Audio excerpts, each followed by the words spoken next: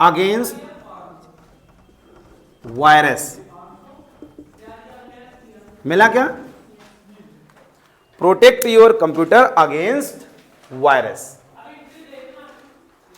इसको हिंदी में कहते हैं अपने कंप्यूटर को वायरस से सुरक्षित करना, वायरस से बचाना।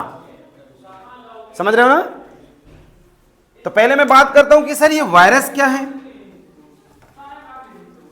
हाँ, वायरस प्योर हिंदी अगर बोलो तो बोला जाएगा संक्रमण। बोलता है कि नहीं बोलते? संक्रमण। लेकिन इसका उपयोग यहां कैसे हो रहा है?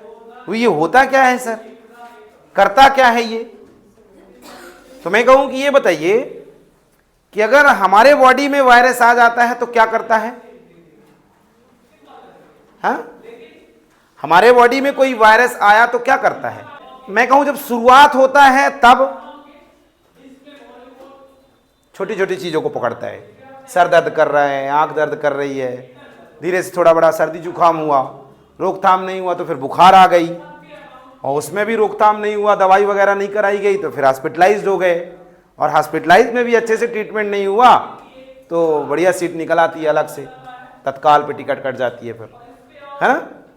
तो जैसे हमारे शरीर में कोई वायरस आता है, ये एक्चुअल में बीमारी होती है जिसको हम संक्रमण के नाम से जानते हैं, है ना? ठीक इसी प्रकार से कंप्यूटर में जो वायरस होता है सर, उसे सॉफ्टवेयर का नाम दिया गया है। क्या बोलते हैं? क्योंकि कंप्यूटर में कोरोना नहीं जाएगा, कि जाएगा? कंप्यूटर में सर्दी जुकाम नहीं जाएगी, ना ही बुखार जाएगी। कंप्यूटर किन से चलता है? सॉफ्टवेयर से चलता है। कंप्यूटर में सब काम किससे होते हैं? सॉफ्टवेयर से। तो सर वायरस एक प्रकार का सॉफ्टवेयर होता है जो बिना हमारी अनुमति के हमारे कंप्यूटर में प्रवेश कर जाता है। हमको सर्दी जुकाम आती है तो पूछता है कि आ रहे हैं भैया ले लेना। ऐसे ही कंप्यूटर में क्या होता है? बिना हमारी अनुमति के हमारे कंप्यूटर में प्रवेश कर जाता है। सर शुरुआत के तौर पे ये हमारे कंप्यूटर की कुछ डिवाइसेस के काम को रोकने का काम करता है, जैसे कीबोर्ड, माउस, या छोटे स्तर पे आप आ जाओ तो नई पेन ड्राइव वगैरह लगाओगे, हैंग हो जाएगा कंप्यूटर, है ना? लेकिन अगर उसका उपाय नहीं किया गया, वायरस को हटाया नहीं गया, तो धीरे धीरे ये हमारे कंप्यूटर के मदरबोर्ड, हार्डवेयर वगैरह में भी अटैक कर देता है। और अगर ऐसा हुआ तो हमारे कंप्यूटर का मदरबोर्ड, प्रोसेसर या हार्ड डिस्क वगैरह भी क्या हो सकती हैं? डैमेज हो सकती हैं, खराब हो सकती हैं, जिसका हमें उपाय करना चाहिए। कौन से ऐसे उपाय हैं जिनका अगर हम फॉलो करें तो हमारे कंप्यूटर में इस प्रकार के सॉफ्टवेयर प्रवेश नहीं करेंगे? इनके उपाय को ही हम पढ़ने वाले हैं। वायरस के बारे में आपको 2-3 लाइन बताना है कि सर एक सॉफ्टवेयर होता है जो हमारे कंप्यूटर में बिना हमारी अनुमति के अटैक कर देता है और धीरे धीरे हमारे कंप्यूटर की फाइलों में प्रवेश करता है। उसको रोका नहीं गया तो ये हमारे हार्डवेयर, सॉफ्टवेयर को भी नष्ट करने का काम करता है। सर हमारे कंप्यूटर में वायरस आए ना, इसके लिए हमें कुछ उपाय करने चाहिए। सबसे पहला, आपको अपने कंप्यूटर में एंटीवायरस, नाम सुना आपने? एंटी वायरस को इंस्टॉल करना चाहिए। एंटीवायरस, आपने एक का नाम अभी बीच में कहीं सुना था, क्यूक हिल, नेट प्रोटेक्टर। ये ऐसे हैं जो मार्केट में पैसे से मिलते हैं, 300, 400, 500, 1 साल, 3 साल, 6 साल की वैलिडिटी के हिसाब से। 3 साल का लोगे तो पैसा ज्यादा लगेगा, 1 साल का लोगे तो थोड़ा कम लग जाएगा, ठीक है? कुछ इनबिल्ट भी आपने एंटीवायरस का नाम सुना है। जब विंडो 8.1 की विशेषता पढ़ रहे थे तो सिक्योरिटी में आपने 1-2 शब्द सुने होंगे, कोई बताएगा कौन सा था? विंडोज डिफेंडर, फायरवॉल, ऐसे कुछ ये वायरस हैं, एंटीवायरस हैं जो आपके कंप्यूटर में बिना पैसा के रहते हैं और कुछ हद तक हमें क्या देते हैं? कंप्यूटर में वायरस आने से रोकते हैं। समझ रहे हो ना? तो पहला हमको क्या करना चाहिए?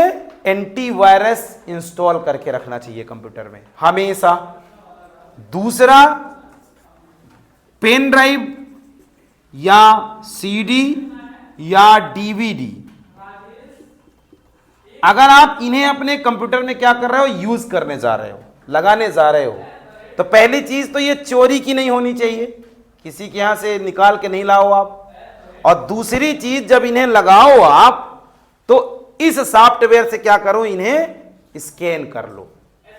तो अगर इसमें कोई वायरस होंगे तो क्या होंगे, उसे वो क्या करता है, एंटीवायरस छांट देता है, हटा देता है, आपके कंप्यूटर में आने से रोक देता है। समझ रहे हो ना। तीसरी चीज अभी हमने जस्ट पढ़ा है, अपडेट। विंडोज को बोलो या अपने सॉफ्टवेयर, विंडोज अपडेट करके रखना चाहिए। विंडोज अपडेट समझ गए, अभी जस्ट हमने पढ़ा।